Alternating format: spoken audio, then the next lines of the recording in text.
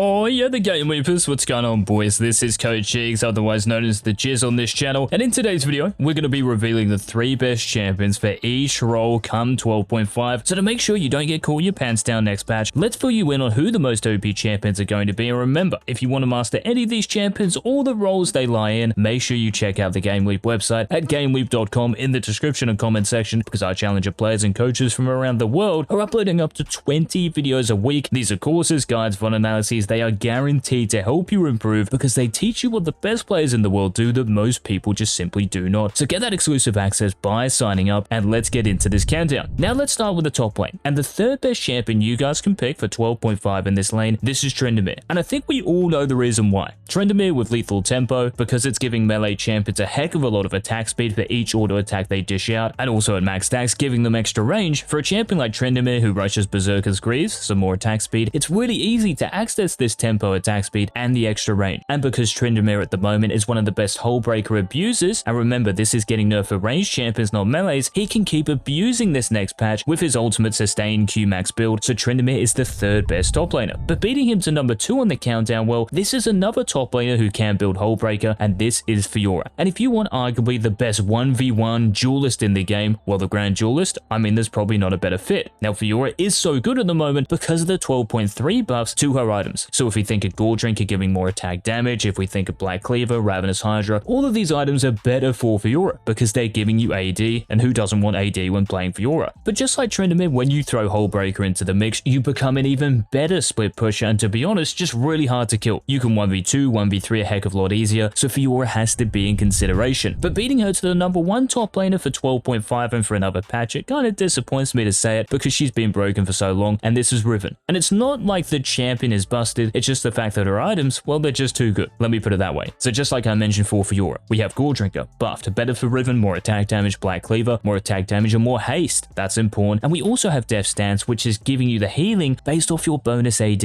All of your items are giving you more attack damage now, so the healing is insane. Couple this with the fact that it now resists magic damage as well, this puts the item so over the top for Riven, so Riven remains the best top laner for another patch. But let's head to the mid lane quickly so I don't have to talk more about Riven in Season 12. And starting off the mid lane, coming in at number 3, this is Veigar, however you want to say it, the champion's bustedness does not change. Despite copying a couple of armor nerfs, and despite his ease cooldown getting nerfed in the early game, who cares? You're still maxing this by around level 13, level 14, so it's still going to be on the same cooldown at that point. So really these nerfs were more placebo than anything, and this is why Veigar is staying as one of the most OP mid laners. The Q buff a few patches ago, which is accelerating your scaling because you're getting more stacks. To be honest, this has really been the big positive for Veigar, and when you pair this with Everfrost, you have a very scary champion indeed. Even if you do end up feeding in lane, because your scaling is now even more insane, you're always going to be useful. So Veigar comes in at number 3, but beating him to number 2 is another champion who has recently been buffed, and in a very good way, and this is Neeko. So the 3 buffs that came in last patch, so you've got a smaller hitbox, meaning you're harder to hit and you're not going to die as much. You also have the Q buff, so you're dealing more damage, and you also have your W cooldown going down by 4 seconds. This is huge. This means that for Neeko, in terms of laning in the mid lane, she's a lot stronger. In terms of wave clear, harass, and remember, she's harder to hit, and lots of mid lane champions are going to be skill shot based. So Neeko wins the silver medal, but one champion in 12.5 who's getting nerfed is actually boasting the gold medal, because for Ahri still, despite your W getting nerfed, despite your E getting nerfed next patch, do we really care about this? This champion has an ultimate reset. You can get up to 8 spirit rushes off in team fights. That is crazy, and it's not going anywhere. And every other ability apart from your W is still dealing more damage than the previous iteration of this champion. So you're going to be hitting harder, wave clearing harder, just like the Neeko Q buff. So for Ahri, even though you're losing a little bit of power in your W and the mana cost in your charm, is it still worth it to play this champion? Of course. Just like Veigar and even Neeko, going Everfrost allows you to land all your skill shot, and because this is 2800 gold ever since preseason begun, this is a very cheap mythic item. And if that wasn't enough, another reason why Ahri is so good is because you can pretty much just blind pick her and have no worries. There are no real hard counters to this champion, so feel free to pick her again in 12.5. Now let's head to the bot lane, guys, and talk about the 3 best AD carries. And to be honest, not much is really changing for the bot lane in 12.5. So we have Jinx coming in at number 3. With the new lethal tempo giving her more range, couple this with your fish bones, it can actually be pretty oppressive. This allows Jinx, who is a hyper-scaling AD carry, to actually get to that hyper-scaling point. So during her laning phase now, it should not be underestimated. She does pack a bit of a punch, and if she gets rolling, it's completely GG for the enemy team. But maybe a more consistent champion than Jinx is beating her to number 2, and this is Jhin. And ever since Fleet Footwork got buffed towards the end of last year, Jin's been in a very nice position, and people seem to forget that Fleet got buffed. For ranged champions, if you hit enemy champions, and remember, there's 2 enemy champions in the bot lane, providing they're not too tilted, this allows Jhin to get lots of sustain off through the rune itself, and also movement speed, which is useful for the champion as well. And we should also think about this, that lots of other champions in the bot lane have been nerfed. So Caitlyn has really been taken from the top pedestal because of the nerfs, and also Vayne, with Shield Bow, Wit's End getting nerfed, other champions as well like Kog'Maw, Ashe definitely felt this. So Jhin has really just been chilling and sitting in a really good position all season long. This is not going to change next patch, so keep on picking him. But beating him to number 1 is a champion I actually just mentioned in terms of her items getting nerfed. So Immortal Shield Bow, Wit's End, these have been hit, and so has Vayne herself. So how on earth can she be the number 1 AD carry? Well, we mentioned yesterday in our builds video, the Vayne with no mythic item. So if you rush Blade of the Rune King, this champion and I realize has around a 70% win rate when you do this. And remember, Borg from a few patches ago is giving you 2% extra on hit damage. That is crazy for a champion like Vayne. And if we think about the top lane meta at the moment that plays into this, Hullbreaker, because it's giving you so much HP, Vayne with Blade of the Rune King, you kill these champions quicker than anyone else. And because of Hullbreaker being so popular, Vayne's value goes through the roof. So she is the number 1 AD carry for 12.5. So next up we have the supports. So we'll stay in the bot lane here, and the 3 supports coming in at number 3, we have the Crank. And for Blitzcrank in 12.5, despite that HP regen nerf last patch, like, do we really care about that? Land 1 rocket grab, that enemy champion is still going to die. They're not thinking about how quickly you're regenning your HP. And because lots of champions in the bot lane at the moment, supports and AD carries are pretty immobile. So if we think of Jhin, Jinx, Aphelios, Kog'Maw, Draven, and then the support, lots of enchantresses are good. So Sona, Soraka, Lux, Renata even. Land 1 hook onto these champions, they go boom, and you snowball the game. So Blitzcrank is number 3, but beating him to number 2, this is Senna. And ever since Riot gave you a 20% slow, I know, 20% slow in your Q, it's kind of absurd, because the later the game goes, this becomes even more impactful, because the more attack damage you get, it's going to be more severe, and by this point, you should have lots of mid-range stat. This means your range is going to be uncontestable, so by this point in the game, when you land your Qs, you and your teammates are going to have a field day, so Senna comes in as the second best support for 12.5, but beating all of these to number 1, despite getting hotfix nerf recently, this is Renata. And this champion, I don't know about you guys, but this could be the most overtuned kid of all time. The fact that she has a zillion ultimate in her W, like, you're kidding me. It's like I've just killed her, but I have to kill her again, and this could even be at level 2, level 3. It's too much to deal with. And it's not just that. Of course, you've got your stun and your Q, which is great for setup, and also stopping enemy champions from killing you and your AD carry. And you also have your ultimate, which can be game winning in the late game, because if you can land your ultimate onto a couple of enemy champions, so let's say a Rengar and the enemy AD carry, the Rengar will actually solo kill the enemy ADC, because your ultimate makes the enemy champions turn to the dark side and hit one another. So Renata Glass comes in as the best support for 12.5, but we've still got one more role to talk about here, guys, and if you are enjoying these countdown videos where we break down who the best champions are, let us know by smashing that like button down below. And for the jungle, the 3 top champions, well, all of these are attack damage champions, I'm sorry to say, but coming in at number 3 is Rek'Sai. And if you want the best early game ganker, to be honest, probably the best snowballer in the entire game, then Rek'Sai is the champion for you. Because Prowler's Core has been in a great position ever since it got buffed way back at the start of the preseason, it hasn't changed, so this with Rek'Sai is very scary. And also the new Death Stance, because it's giving you healing off your bonus attack damage, you really don't need Edge of Night. With Death Stance, because it's blocking magic damage as well now, this is actually better, and it gives you the sustain and durability during fights, because in the mid to late game as Rek'Sai, when you dive into the enemy backline, you can trade 1-for-1s a bit too often. So Death Stance is giving you the tankiness, still enough damage to one-shot the champions you want to kill, so Rek'Sai comes in at number 3. Now coming in at number 2 is another champion who might rival Rek'Sai for one of the best early game gankers, and this is Hecarim. And just like Rek'Sai, Hecarim's snowballing potential is off the charts at the moment, and he's even getting picked in pro play quite a bit at the moment because of the chem tank and then Fimbulwinter build. This gives him a lot of tankiness, and he still has enough damage to be a real threat to the enemy backline. So if you don't want to play Rek'Sai, but you still want to have an impact in the early game, then there isn't really anyone better than Hecarim. But a champion who's better than both of these, especially if you can get going in the early game, this is the number 1 jungler for 12.5. So Kha'Zix, not with Prowler's Core or Duskblade, I'm talking about Kha'Zix with the new Gore Drinker and Black Cleaver. These 2 items, just like I mentioned for Fiora and Riven, more attack damage, more ability haste, and for a champion like Kha'Zix, who does not want this? Just like Rek'Sai with Death Stance, Kha'Zix with Gore Drinker, you're still going to hit hard enough. Do not worry, you're still going to kill the champions you think you can one-shot. Nothing is really changing in that department, but what is changing is the fact that you're tankier. You're a lot more harder to kill, so you're still going to have your 15, 20 kill games, but you're not going to have your 10 death games nearly as much. This means you're going to be winning a lot more, so Kha'Zix with the Bruiser setup comes in as the #1 jungler, and those were the 3 best champions, guys, for each role for patch 12.5. So you don't miss tomorrow's daily upload, make sure you hit that subscribe button down below, and I will see you then. This has been Coach Jigs. Peace.